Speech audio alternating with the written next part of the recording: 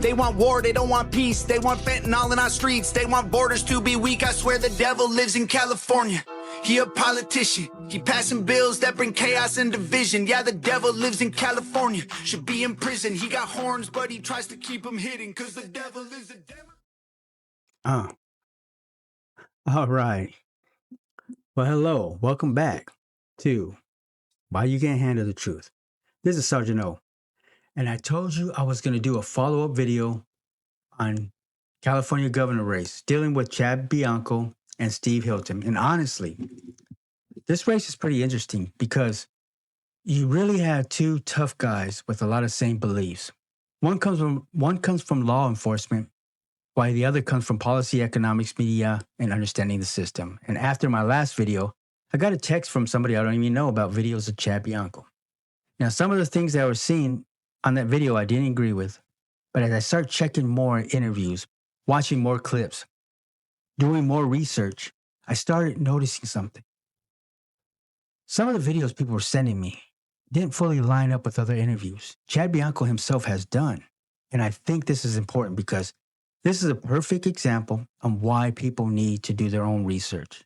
Not just take clips for social media, not trust random text, not just trust somebody trying to push a narrative. Even me. Double check things, look things up, go deeper. And after doing that, I still believe Chad Bianco is hard on illegal immigrations. I truly believe Chad Bianco wants to make California work for the people who are legally here. And honestly, I agree with that. If you crossed illegally without going through the proper process, without applying for asylum, without going through immigration courts, without any legal process, and you just disappear into the country, then in my opinion, you have to go. I don't care how nice people might say you are. I don't care what kind of worker they said you became. I don't care if you stayed out of trouble. If you break federal immigration laws and never correct your status, there has to be consequences. And if somebody came here illegally through visa, through asylum, through federal processing, through proper documentation, then they have rights. That's due process. But if somebody ignored removal orders and missed out or missed a court date, lied during their entry, or stayed here illegally after being denied, then yes, it is a right within the United States government to return them to their country of origin. Because at the end of the day, we need people coming here who are willing to follow the law. And listen, whether somebody here legally or illegally, they're still human beings. And I don't think both Democrats or Republicans have used immigrants. Well, they use them for political pawns in different times. Democrats use them for selfish reasons, such as boosting the census to require more seats. Republicans use issues to show American citizens come first. But at the end of the day, they're still people. And I also think we need to stop acting like every interaction needs to become some violent scene. If law enforcement is looking for you, I don't think we need people getting tackled in the streets for cooperating. But at the same time, don't run. Because if you run, now officers have to chase you. That's how things escalate, and that's how people get hurt. If you truly know you're here illegally, and you get caught, and raise your hands up and say, all right, you got me. You lost the game. And honestly, I think America should give people a better option to do the right way. I heard discussions before about helping people self-deport, possibly even financial assistance to return home voluntarily. And personally, I think something like that, it could work. Say, look, go back right now, self-deport, and you move to the front of the line. Have a chance to come back legally. That gives people opportunity. That gives people dignity. That gives people a legal path. And to me, that's America trying to be fair while still respecting the law. But if somebody says, no, I'm just going to keep breaking the law anyway, then eventually you erase a lot of sympathy after that. Because at some point, law still has to matter. And those laws do matter, such as USC 1324, 1325, 1229. Now, I'm not going to turn this into a whole episode into a legal lecture because honestly, I started realizing I was drifting too far into the USC breakdowns. And I think I'd lose a lot of you if I stayed there too long.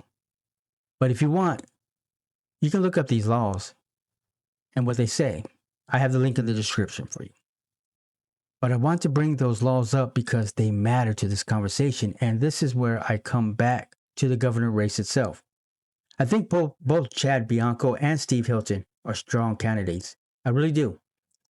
And I don't want this turning into conservatives destroying conservatives, because California is in too bad of a shape right now. But personally, I'm leaning towards Steve Hilton. And the reason is simple. Chad Bianco understands laws enforcement.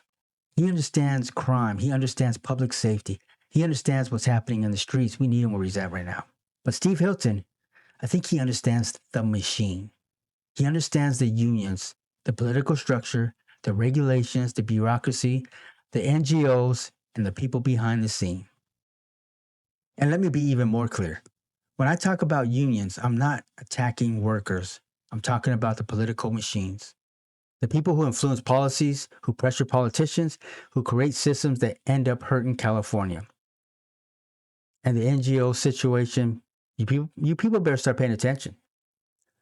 Because these organizations are getting money, contracts, power, and influence without no accountability. And I truly believe that if the right leadership gets into office, a lot of these NGOs will go running to the hills. Because once documentations start getting released, once investigations begin, things are going to get very uncomfortable for some people. And right now, the only thing protecting a lot of these systems are the politicians that are in power right now. And that's why this governor race is really important. Because if conservatives split the vote, there's a real chance we end up with 2 Democrats in the final race. And if that happens, California ends up with people like Katie Porter or Xavier Becerra running with the state again. And then we're screwed. I mean, we truly are fucking screwed. And at that point, grab your chips and get the hell out. But I don't want that. I want California to be fixed. I want California brought back to the golden years. And that's why I think people need to stop voting emotionally. Look, there are people in California right now that are so anti-Trump they'll cut off their nose to spite their face. And unfortunately, the rest of us suffer the consequence of that happening. Now, I also know people bring up Steve Hilton's past with Britain, and that I know he was a moderate conservative. He's made a lot of mistakes. He's publicly stained that, you know. I also understand there's a bigger global economic battle happening right now. A lot what Trump is fighting has to do with the economic system, trade structure, and global influence, and what some people call the old British imperial economic structure. That's a whole separate conversation, and I'll probably do another video on that. But personally, I don't think Steve Hilton's here to hurt California, and I think he truly believes in America. I think he truly believes in California. And more importantly, I think he understands how deep the problem actually goes.